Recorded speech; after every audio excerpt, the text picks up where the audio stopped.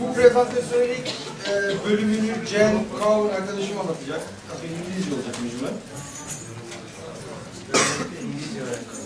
Böylelikle Provost hocam söylediği gibi, Hasan hocam söylediği gibi söyledikleri İngilizce öğrenmek istiyor. Dediğim gibi bu prezentasyonun ilk bölümü İngilizce olacak. İkinci bölümünde ben Türkçe olarak devam edeceğim. Yalnız dediğim gibi yazılar yine İngilizce. Ben elimden geldiği kadarıyla Türkçe'ye çevirmeye çalışacağım sizin için. Eğer hazırsak Cem Bey başlayabiliriz.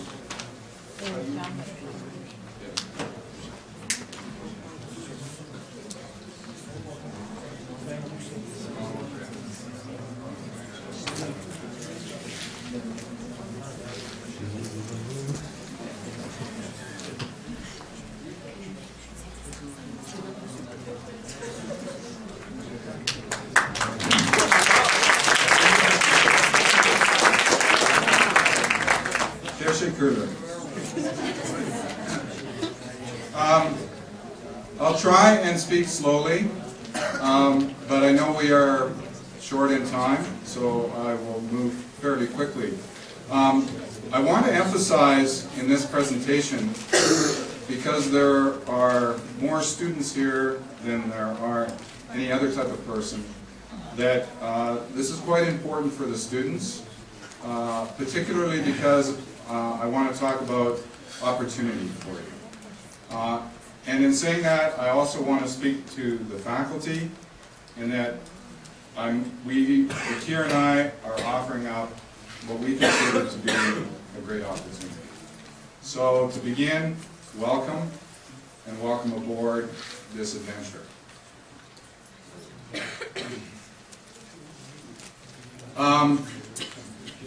At IPUI, we have a student organization called Global Design Students.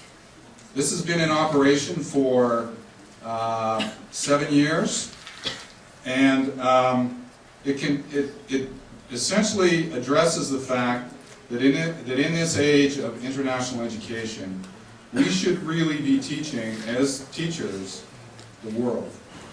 Why not?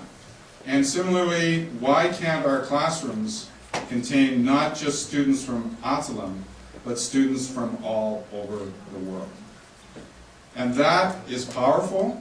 And so this model is set up to have international teams of students and to address problems in design around the world. To give you a brief overview, we have many partners, but these are some of them. We have partners in Indonesia, we have partners in Canada, and several partners in Thailand. We also have partners in Europe, and in South America, in Australia, etc., etc. So if Atılım students and faculty want to work with other faculty who have expertise in a variety of areas, and your students want to work with other people, we can provide that opportunity for you. So let me give you some brief idea of where we have been and some of the projects we have worked on, so that you can understand the context of this. I will begin possibly most recently in a country that has experienced some serious problems. And so our students right now are working with Haiti, and we are designing a computer lab in Haiti. And we are doing that with students in Canada. And together we are trying to address some of the problems in this wonderful country. So sometimes in this model we take students to these countries. For those that cannot afford to, we usually connect through the internet, through teleconferencing, and many other ways. Okay, so there's many different types of ways that we communicate with these countries. Here we are talking to Haitian community leaders, and here we have a group of international professors, international students, and the local people, and we're trying to find out, in this particular instance, what are their needs. And so we came out of that, and currently my students back in Indiana right now and some of Bekir's students are working on a project for a university in Haiti. And while we're here, this is a graduate student from IUPUI along with me, and this is work done by Habitat for Humanity. So Bekir's presentation was about shipping containers. I would like to add that that's not all that we do, and so we are very open to working with different kinds of buildings, different materials, and different design problems. The other country that we have spent quite a bit of time in is Thailand. And here I am with a group of students and professors from Canada and Indianapolis. And this summer we went to one of the universities in Thailand, and we worked with a group of people and students, as you see here. Here are Thai and American students working together. We don't know Thai, they don't know English, and I will tell you, it is a wonderful education experience because we learn through design. We learn by drawing ideas and trying to understand one another in that common international language. So we worked with the community. Here's one of my students who is being taught by an elder in the village on how to work with bamboo. And our task, to be quite brief, was to help these people find new ways of designing new products using bamboo.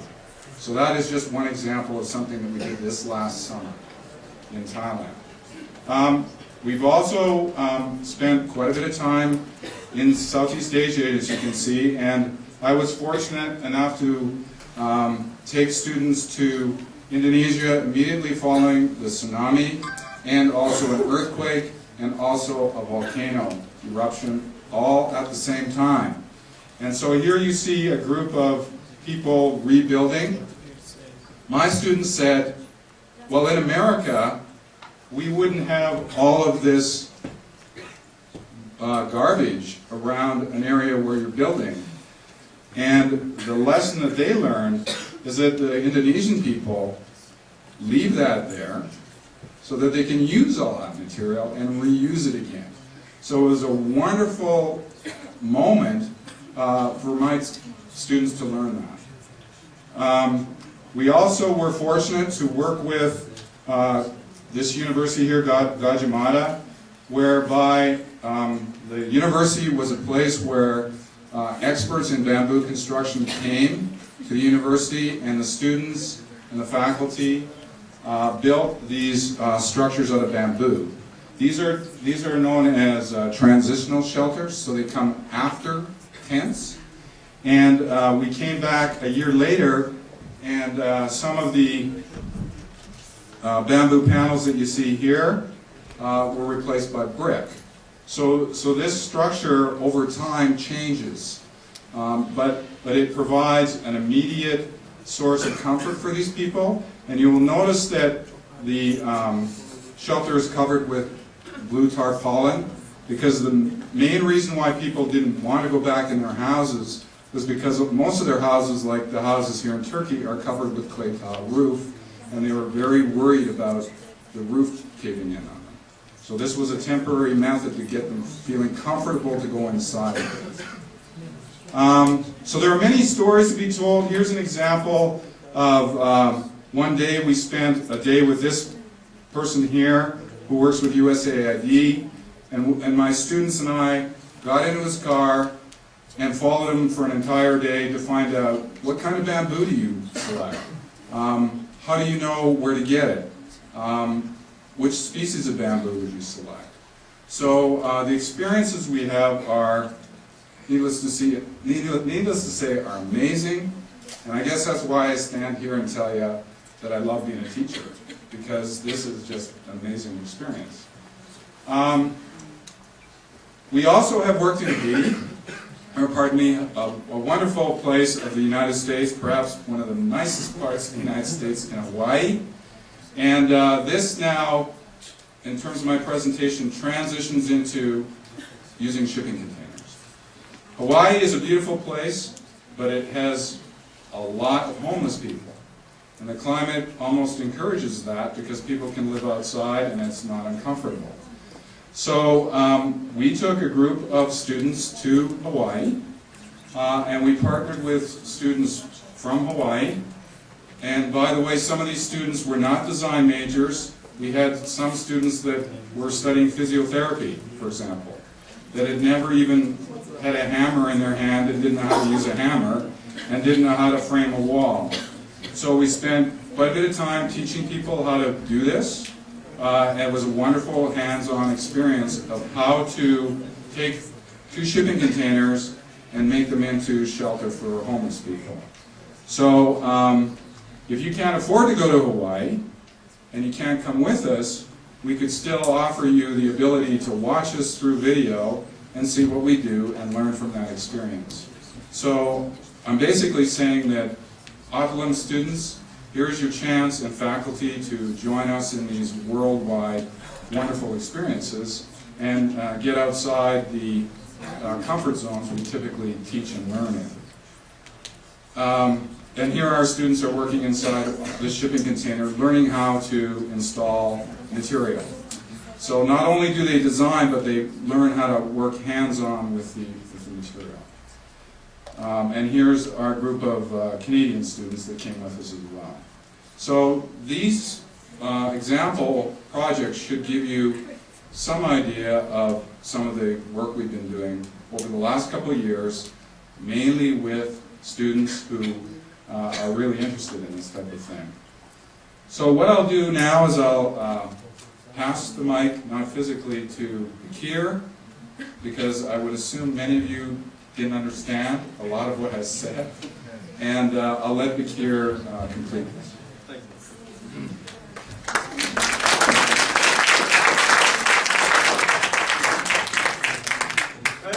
Prezentasyon devamını edeceğim ama etmeden önce şöyle kısaca bir Cengiz dediklerini bir kısaca toplamak istiyorum. Hemen biraz geriye sarayım. Hemen çok hızlı bir şekilde dediğim gibi.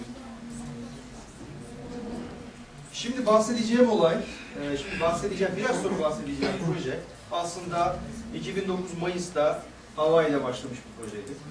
Cen'in ve College of North Atlantic ya da North Atlantic Üniversitesi çalışanları ve öğrencileri ve şöyle söyleyeyim, Hawaii'de çalışan, daha doğrusu Hawaii Üniversitesi'nin öğrencileri ve çalışanlarıyla beraber yapılmış bir ortaklaşa çalışmaydı bu. Ve şu biraz sonra göstereceğim çalışmanın da ana temelini göstermektedir. Şöyle biraz ilerleyelim. Dediğim gibi bunlar hepsi gördüğünüz gibi shipping konteyner ya da gemi konteyner üstüne yapılmıştır. Hızlıca geçtim. Şimdi biz projeye geçen sene birlikte Cen'le beraber başladık. Bir yüksek lisans öğrencisini başı çekecek şekilde böyle bir proje geliştirdik. Dedik ki tamam shipping konteyner, kargo konteyner kullanalım dedik ama öğrenci yurdu olarak yapalım dedik. Ya böyle bir şey henüz yapılmış değil dedik kendi kendimize. Böyle bir öğrenci yurdu yapalım dedik. Ancak dedik bu öğrenci yurdu öyle herhangi bir öğrenci yurdu olmasın dedik. Tamamıyla dedik green, tamamıyla yeşil, tamamıyla çevre dostu, dediğim gibi biraz önce bahsettiğim gibi kendi kendine yetebilen bir öğrenci yurdu olsun istedik. Ve bunu dedik kampüsün içine yerleştirelim. İçine de 2 tane öğrenci koyalım. Yaşasınlar dedik içinde işte bir dönem ya da 2 dönem. Biz de dedik böylece onların tecrübelerinden yararlanarak projeyi daha ilerletebiliriz dedik. Böyle bir projeyle yola çıktık. Şimdi bunu yapabilmek için tabii biz bir takım araştırma metotlarına başvurduk. Bunlardan bir tanesi işte bizim focus group dediğimiz yoğunlaşma grupları. Belli bir grup öğrenciyi bir araya topladık. Çeşitli diğer disiplinlerden öğrencileri seçtik. Özellikle inşaat mühendisliği, iç mimar, grafik tasarımcısı, bu tip öğrencileri farklı alanlardan gelen öğrencileri bir araya getirdik. Dedik ki bir konuşun dedik, bir beyin fırtınası yapın dedik. Böyle bir sistemle geldik. Artı Hasan hocamın geliştirmiş olduğu bir sistem vardı IUPUI'da. Dedik böyle bir sistem de var, biz bunu da kullanalım. Buradan dedik küçük de olsa biraz destek alalım. Böyle bir sisteme başvurduk. Tasarım takımları kurduk.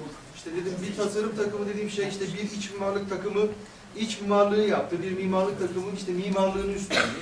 Bir takım işte su tesisatını eklendi. İşte böyle makine mühendisleri özellikle. Bizim çok şu anda yeni olan ve gelişmekte olan bir bölümümüz var, enerji mühendisliği. Oradan arkadaşlarımızla beraber panel ve rüzgar enerjisi üstüne çalıştık yine bu proje üstüne. Ve çok kapsamlı, çok harika bir proje olarak bunu yaptık. Ve en sonunda da tabii literatür taraması da yaptık. Bunları yaparken iki tane grup kurduk. İki grubun içine dedik ki biz teknisyenleri koyalım, mimarları, mühendisleri koyalım, mimarları ve iç mimarları koyalım, endüstri tasarımcılarını koyalım bu takımın içine. Bunlar iki ayrı takımdır böyle. Öğrencileri koyalım, yöneticileri koyalım ve tabii ki bizler olarak, bu profesörler de olarak bu noktada biz bir şekilde dahil olalım istedik proje. Müri projesine girdik. Müri projesinde 6 tane öğrenci çalıştı. Bu 6 öğrenci işte iç mimarlık, yapı bilgisi, birkaç mühendislik bölümü ve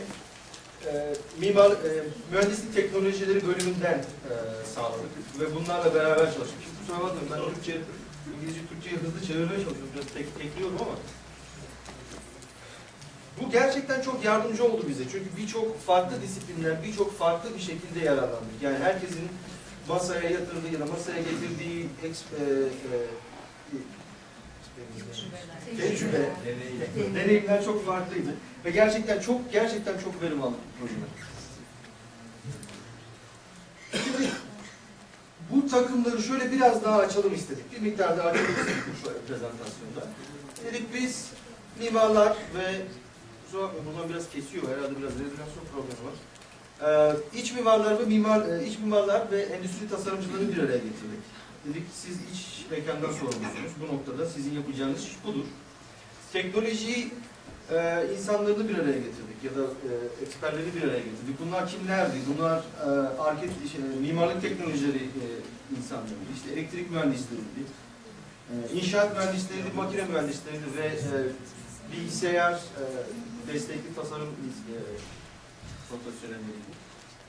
Ve teknisyenleri bir araya getirdik. Bunlardan bir tanesi sivri tesisatçıydı, bir tanesi elektrikçiydi, işte bir tanesi mobilyacıydı, diğeri çevre dostu tasarım yapan bir insandı. Bunları hep böyle bir araya getirerek böyle bir takım kurduk. Bu takımla beraber çalıştık. Bu takımın başına da dediğim gibi yüksek lisans öğrencisi bir arkadaşımızı koyduk ve bu arkadaşımız bütün takımı yönetti. Bizler hani bunların altında, bu takımın altında yer aldık ama sadece tek yaptığı şey takımı yönetmekti. Sen şunu yap, sen bunu yap şeklinde. Bu şekilde devam ettik. Bu dediğim müri takımını ve dizayn takımını dedik ki siz bu literatür taramasını yapın. Bize background neydi? Altyapı sağlayın dedik. Onlar da gerçekten çok iyi bir şekilde bu işi hallettiler. Ve görüşmeler yaptık eksperlerle beraber. Dedik yani sizin bu konuda herhangi bir katkınız olabilir mi? Bu şekilde birlikte çalışabilir miyiz? Sonuç olarak dedik ki arkasından daha neler yapılabilir? Uluslararası işbirlikleriyle çalıştık. Özellikle Kanada'yla çok fazla çalıştık.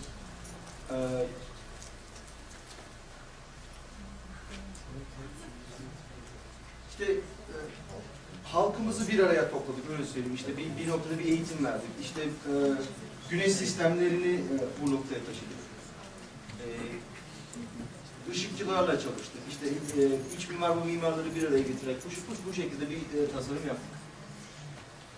Bizim iç mimarlık takımımızın yaptığı bir çalışmadır bu. Çevrilebilir paneller kullandık dışında bu sistemin. Özellikle buradaki paneller işte bir yüzü beyaz, bir yüzü siyah şeklinde tasarlandı. İşte kış olduğu zaman siyah çevrilip daha çok ısı toplaması sağlandı. İşte yaz olduğu zaman beyaza çevrilip ısıyı işte yansıtması, özellikle böyle alüminyum tarzı bir sistem kullanıldı ki böyle ısıyı dağıtsın gitsin şeklinde. Ve multifunctional dediğimiz böyle birçok sistemi içinde barındıran mobilyalar tasarlandı. Endüstri tasarımcıları tarafından. Bu sistemin bir planıdır. Gördüğünüz gibi. Yaklaştıralım. Böyle burada tuvaletlerimiz vardı. Burada küçük bir mutfağımız var, işte oturma odamız var. Burada işte 2 kişilik bir yatak odamız. Bu şekilde tasarlanmış bir sistemdir. 40 litrelik. Bu 40'lık konteyner. Bir tane 40'lık konteyner. Kaç metre öğrenci? Efendim? Toplam kaç metrekare? Metrekaresini bilmiyorum. 12 olmuş.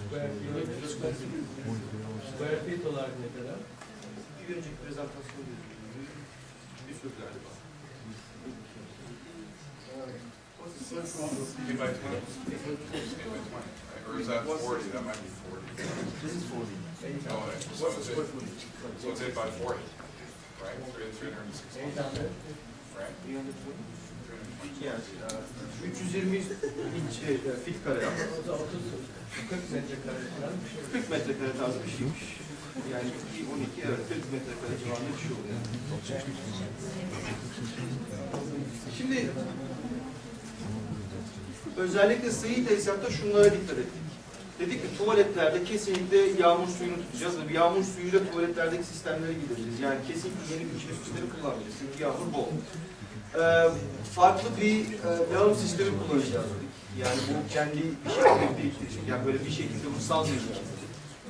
Kesinlikle yerel malzemeler kullanacağız. Başka dünyanın başka bir yerinden malzeme getirmeyeceğiz. Sadece işte 150 mil çevresinde, 100 ve 150 mil çevresindeki malzemelerle bu işi yapacağız dedik. Ve özellikle buna çok dikkat ettik. Yeşil malzemeler, daha doğrusu çevre dostu malzemeler ve üretim tekniklerini özellikle istedik. Işıklandırma için, ışıklandırma takımı şunlara dikkat ettik. Özellikle doğal ışık kullanımına dikkat ettiler. İşte bizim LED dediğimiz, galiba Türkiye'de LED olarak geçiyor ismi. LED dediğimiz sistemler ve floresan sistemleri kullandık. İşte bu tip bir sisteme vardık. Hızlıca geçeyim, kusura bakmayın. Sonuç olarak böyle bir sisteme vardık. Toplam 12 tane panel kullandık, elektrik paneli kullandık. 8 tane akü ile desteklendik, 12 tane panel. 2 tane su ısıtma sistemi kullandık. Bu güneş enerjisi dediğimiz Türkiye'de 2 tane su ısıtmak için güneş enerji sistemi kullandık. Ve alkolle çalışan, özellikle Mısır'dan üretilen alkolle çalışan bir ısıtma sistemiyle beraber geldik. Yani ısıtma sistemi tamamıyla alkolle ya da Mısır'dan üretilen alkol sistemiyle sağlandı. Böyle bir sistemimiz var. Gördüğünüz gibi bu hiçbir şekilde bir gemi konteyneriyle alakası yok bundan sonra. Ya böyle bir sistemi gördüğünüz zaman hani bu gemi konteyneridir demek artık çok zor. Çok iyi bir şekilde yalıtıldı. Şu anda göremiyoruz buradan, bu fotoğraftan çok iyi bir şekilde seçilmiyor. Fakat bunun üstünde gördüğünüz gibi bir çatı vardır. Bu çatıda işte bitki yetiştirilir. Burası tamamen bir toprakla dolu ve çok iyi bir şekilde yalıtır. Ve buradan taşan suyu, işte bu arka tarafta bir mekanik odamız vardır. Orada mesela toplarız bu suyu. Bu su dediğim gibi işte tekrar tuvaletlerde kullanılmak üzere binaya tekrar geri göndeririz. Biz böyle bir sistem yaptık. Bu sistemin dediğim gibi en güzel tarafı, böyle bir sistemi dünyanın herhangi bir yere gönderip orada kurabilirsiniz. Böyle bir sistem yapmak. Böyle biraz daha büyükçe bir sistem olarak. Peki neye vardık en sonunda? En sonunda biz ne elde ettik? En başta dedik ki öğrencileri serbest bırakalım ya da katılanları serbest bırakalım. Dedik ki yaratıcı fikirlerini, yaratıcı yanlarını ortaya çıkaralım istedik. Böyle bir yaratıcı bir şekilde çalışsınlar istedik. Bir tane lider belirleyelim. Bu lider hem yapsın hem öğrensin şeklindesin. Çünkü o da bir öğrenciydi sonuçta. O da bir liderliği öğrenir bizle beraber dedik. Birçok eksperi aldık takımımıza. Onların deneyimlerinden yararlandık. Öğrencilerimiz onlarla çalışmaktan gerçekten çok zevk aldık. Çünkü genelde üniversitelerde bu bir eksiktir. Böyle gerçek insanlarla, gerçek bu işi yapmakla devam eden insanlarla çalışmak gerçekten çok zevkli, çok keyif verici bir şeydir. Bir de küçük takımlar kurmak istedik. Bunlar dedik böyle küçük işlere baksınlar. Böyle bir sistemle biz devam ettik. Şimdi neredeyiz? Şu anda neredeyiz? Onu söyleyelim biz. Biz bu konsepti 2010 Louisville, Kentucky'de biz bunu prezente ettik. Biz bunu gittik orada sunduk. Bu böyle çok büyük bir konferanstı. Bu konferansta biz bu sistemi kurduk ve gerçekten çok fazla başarı elde ettik biz orada. Bize hocam donation bağış.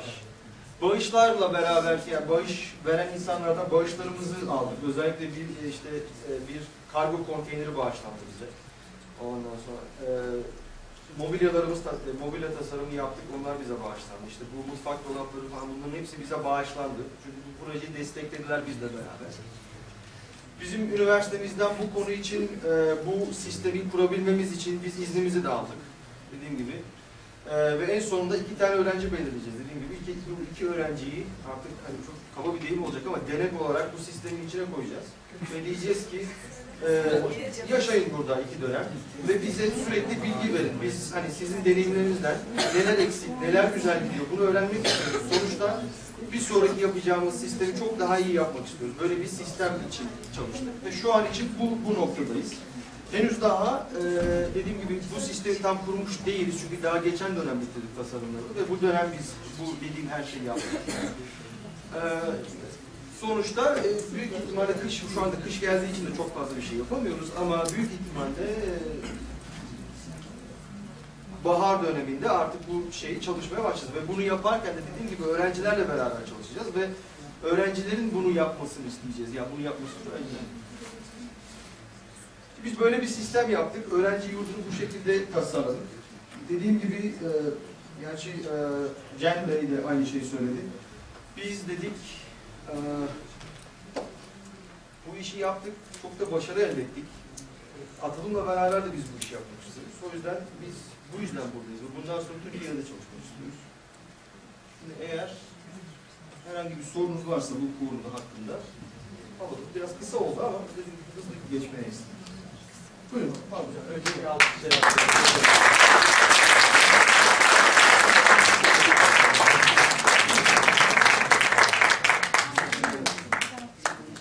Gerçekten. Yani sanat böyle bir şey. Elinden artacak. We have a conference paper at this moment, but not a journal article. Not a journal article, but the conference for the Right. Would it be possible to let them know when I can have those copies of the research paper once it is published? once it's published? It's already, well, the conference paper already is published. Right. And we can, it's on our website. It's like a full-blown paper. It's actually a full paper. But it's conference procedure. That's not like a journal article. It's now a conference. So we can send it to you.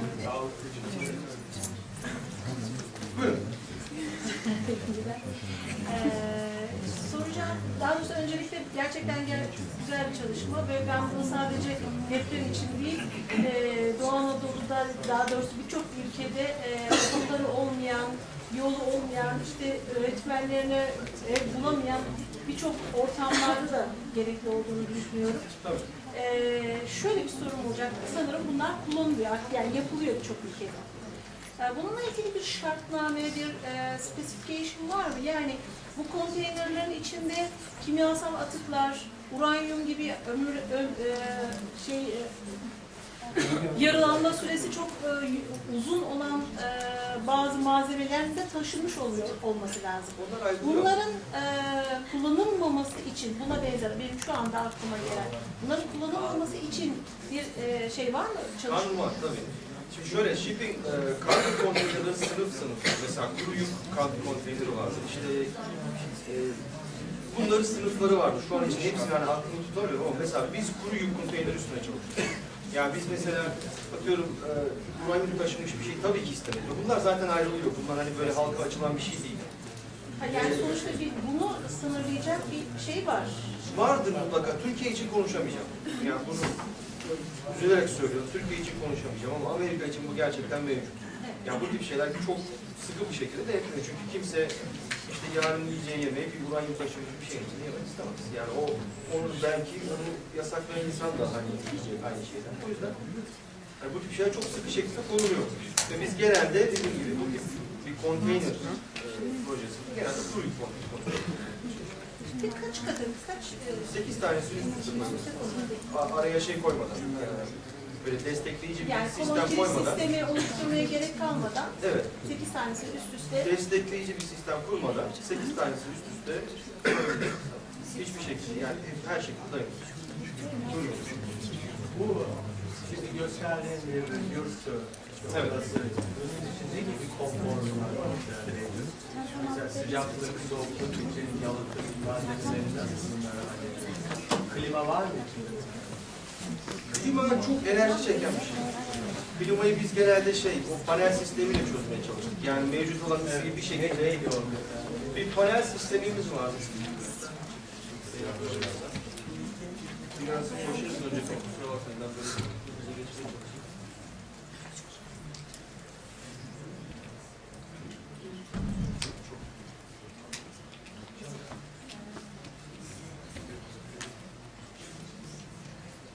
Hızlıca bir geçeceğim orada. Kusura bakmayın. Biraz başınız döndü. Böyle biraz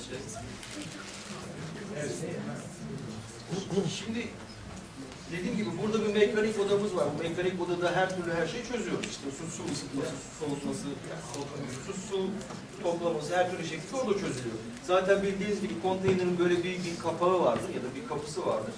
Burayı ayırdık biz. Bu bizim tasarımımız dediğim gibi. Yani bunu biz bu şekilde ürettik. Tamamıyla değişebilir. Hani biz en iyisini yaptık demiyoruz. Ama bir klima ortamı kurmadık. Çünkü klima gerçekten çok fazla enerji isteyen bir sistem. İnsanlar klimasız yaşayabiliyor. Ancak ısıtmadan soğukta yaşayamıyorlar. O yüzden biz ısıtma sistemini dediğim gibi alternatif enerji olarak etanolle çözdük. Peki yalıtım malzemesi falan kullanıyor musunuz? Kullanıyoruz. Let me ask. Can I speak in English? Insulation. Insulation is on the roof and on the walls, and underneath. The insulation will be on the outside, so as not to use up any room. So the outside is furred with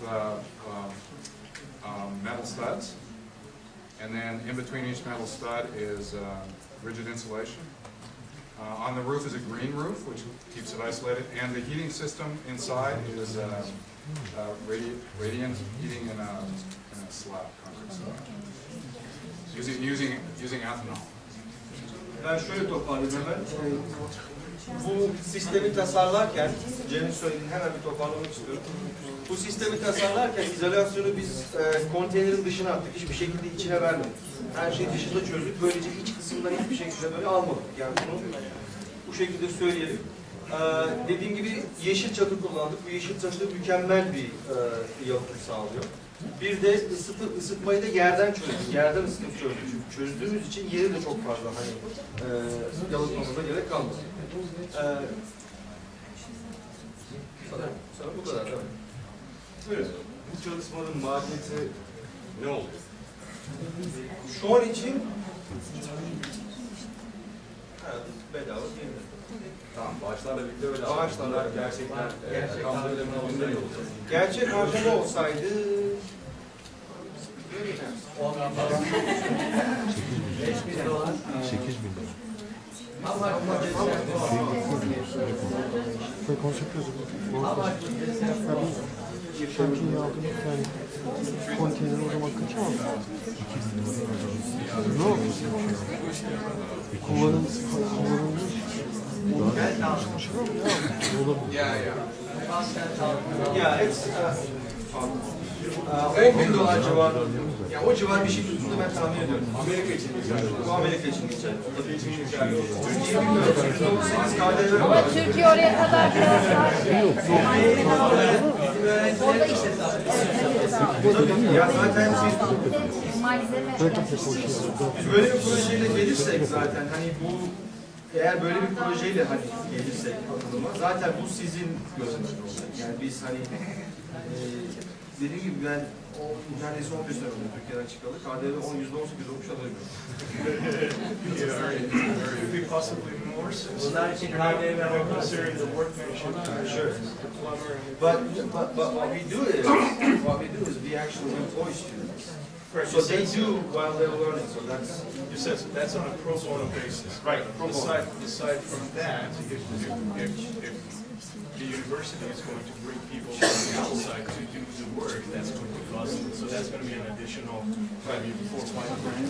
I don't think we'd do that though. I don't think we'd even want to do that because like the purpose of a lot of this is for people who can't afford it.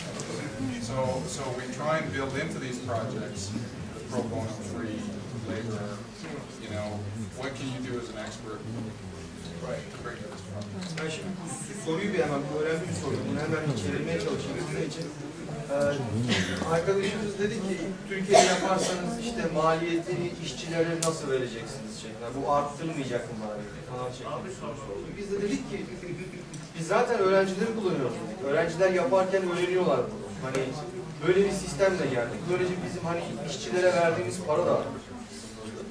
O yüzden ve maliyet olarak bizim için hatta biz bir miktar üstüne para yaptık diyebilirim çünkü sağ olsun Hasan Hocam'ın kurmuş olduğu programdan $2000 civarında bir para da almış olduk yani. Ama şu an için verdiğimiz bir para yok hani dışarıya. Ancak bu soru yani şey için değil yani sadece hem öğrenci projeleri için değil de üretime geçtiği zaman nasıl olacak? Nasıl şu an için bizim için bir şey bir noktaya gelmedi. Herhalde o civarı olacak. Biz hani bunu böyle bir ticari amaçla bakmadık. Bunu biz bir dediğim gibi 2 tane öğrenci koyarak hani bunu biz bir araştırma fırsatı olarak hani tasarladık kendimize. Bir demonstrasyon. Evet. Peki biz burada böyle bir şey yapacak mıyız üniversitesi olarak? Onu bilemiyorum şu an için. Çadır Üniversitesi olarak şöyle bir şey ben tasarlıyorum. Sizce bu önümüzdeki dönem bunun tasarımını yapacaksınız. Yani bunun böyle bir işte çizimlerini, hesaplarını. Bu tasarım bittikten sonra bir prototip yapmak için ondan sonraki dönemlerde gideceğiz başka kuruluşlardan ve üniversiteden bir destek alacağız bu şeyi. Bir de prototipini belki burada kampüste bir yerde yapacağız, bir de göstereceğiz ve işte örnek olarak. Yani bunun amaçlı projeler. Bu belki hemen bu dönem ama önümüzdeki dönem olmayacak. Ondan sonraki dönem olacak. Ondan sonraki dönemler belki daha iyi modelleri gelişecek. Öyle bir canlı bir laboratuvar gibi bir çalışma alanı. Bir de işte gelen misafirleri işte halk için kullanacak. O zaman mesela güneş enerjisi için belki paneller olacak, rüzgar enerjisi için türbinler olacak. Yani bunlar artık biraz da yani öğrencilerimize yaratıcılığına bırakıyoruz yani siz tasarımcılar.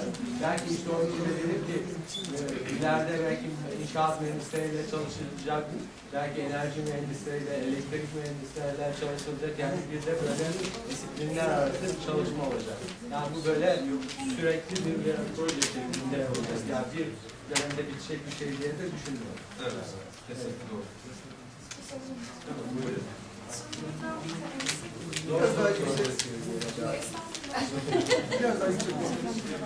İki soru sormak istiyorum. Bir tanesi yine ben afet bölgesiyle ilgili takıldığım konulardan biri olduğu için.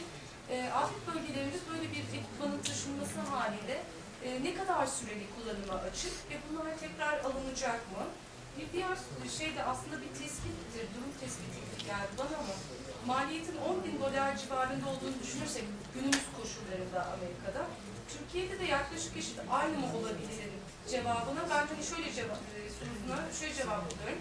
Eğer her bölge kendi elindeki malzemeleriyle böyle bir imalata girişirse, zannediyorum dışarıdan da herhangi bir malzeme almaz ise maliyeti yükseltmeyecektir diye Şimdi hani yaşadığım kadarıyla biliyorum ben Türkiye'de, onu söyleyeyim. Türkiye'de teknoloji biraz pahalıya geliyor. Yani ne gibi bu KDV'si, ÖTV'si, bir şeyleri var. Biz mesela biz panelleri de satın aldık.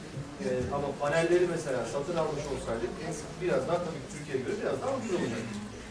Ama dediğim gibi Türkiye'deki bu sistem nasıl işler çok da fazla bilgim yok. Kusura bakmayın, bu konuyu ben size bilmiyorum. Afet sorusuna gelince ne kadar süreli kalıyor? Zaten bu sistemleri biz orada kalması için yapıyoruz. Yani kalması derken ne kadar ihtiyaç varsa o kadar kalması için yapıyoruz.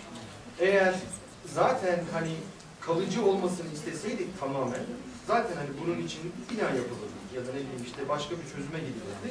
Ve sonuçta daha sağlıklı ve daha kalıcı bir çözüm olurdu. Bizim yapmak istediğimiz bu işimizi bittikten sonra yani afet sonrasında kalıcı bir bina oraya dikilene kadar bu sistemi kurmak ve bu sistemi o kalıcı bina geldikten sonra alıp bir yerde bekletip eğer başka bir afet yoksa henüz bir yerde bekletip yeni bir afet bölgesi olduğunda tekrar oraya göndermek. Yani tekrar kullanmak. Yok, böyle bir sistem. Korunmasını düşünüyoruz, evet. Bunlar için de ona uygun şartlar hazırlanmış olacak ya da bölgeler temin edilmiş olacak. Peki yağmur olmayan bölgenin kullanılamayacak. Böyle yağmur suyundan yararlanacak. Hayır, öyle bir şey söz konusu değil. O bir opsiyondur.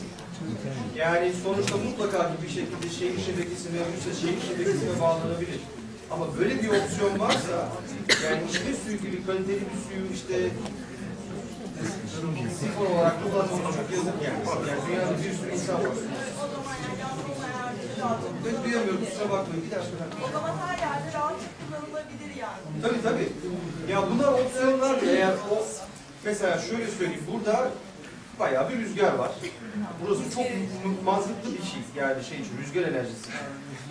Bilmiyorum, rüzgar olmayan bir yere gidip rüzgar enerjisi dikerseniz bu çalışmaz. Bu bir opsiyondur. Yani oradaki ortamı, söz konusu ortamı göz önünde bulundurarak opsiyonları vermek. Yani böyle bir aslında dediğim gibi bir sistem çalıştırmak.